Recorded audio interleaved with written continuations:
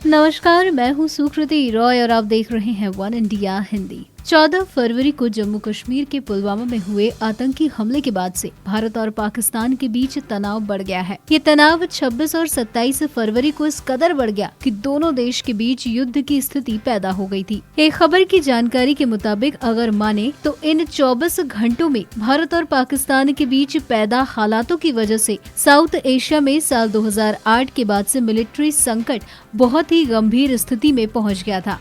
27 फरवरी को wing commander अभिनंदन वर्तमान को जब पाकिस्तान की सेना ने बंदी बना लिया तो भारत की ओर से पाक को मिसाइल हमले की धमकी तक दे दी गई थी, जिसके बाद जो घटनाक्रम हुए उनसे साउथ एशिया का पारा कभी ऊपर चढ़ता तो कभी नीचे आ जाता। भारत और पाकिस्तान के बीच मौजूदा टेंशन को कम करने में कई लोग शामिल थे। अमेरिका का रोल इसमें सबसे अहम था। कई अमेरिकी अधिकारी, इसमें राष्ट्रपति डोनाल्ड ट्रंप के राष्ट्रीय सुरक्षा अधिकारी जॉन बोल्टन शामिल हैं। वो भी स्थिति पर नजर रखे हुए थे।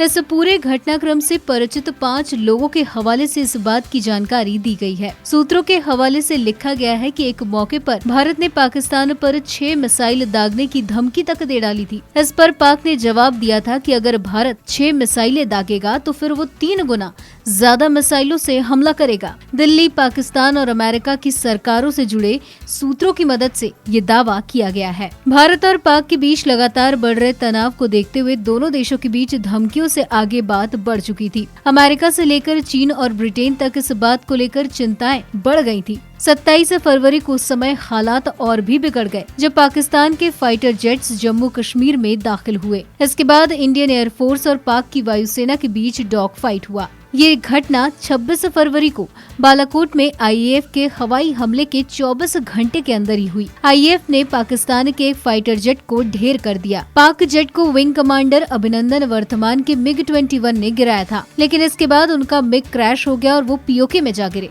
अभिनंदन को पाक सेना ने बंदी बना लिया और यहाँ से स्थिति और भी जटिल हो गई। वहीं कुछ ही घंटों बाद विंग कमांडर के कई वीडियो सोशल मीडिया पर आने लगे। इसके बाद भारत में गुस्सा और भी बढ़ गया। तो वहीं कुछ ही दिनों बाद आम चुनावों में जनता का सामना करने वाले प्रधानमंत्री नरेंद्र मोदी पर भी दबाव बढ़ गया था। उसी शाम पीएम मोदी ने एनएसए अजीत डोभाल ने सुरक्षित लाइन पर आईएसआई के चीफ असीम मुनीर से बात की। डोभाल ने उन्हें साफ कर दिया कि पायलट के बंदी बनाए जाने के बाद भी भारत काउंटर टेररिज्म एक्शन से पीछे नहीं हटेगा। डोभाल ने मुनीर को बता दिया कि भारत की लड़ाई पाक के सरजमी पर मौजूद आतंकी संगठनों के खिलाफ है। पाक सरकार के एक मंत्री और इस्लामाबाद में मौजूद अमेरिकी राजनयिक ने एक बातचीत के दौरान इस बात की पुष्टि की है कि भारत ने पाक के अंदर 6 मिसाइलों से हमले करने की धमकी दी थी।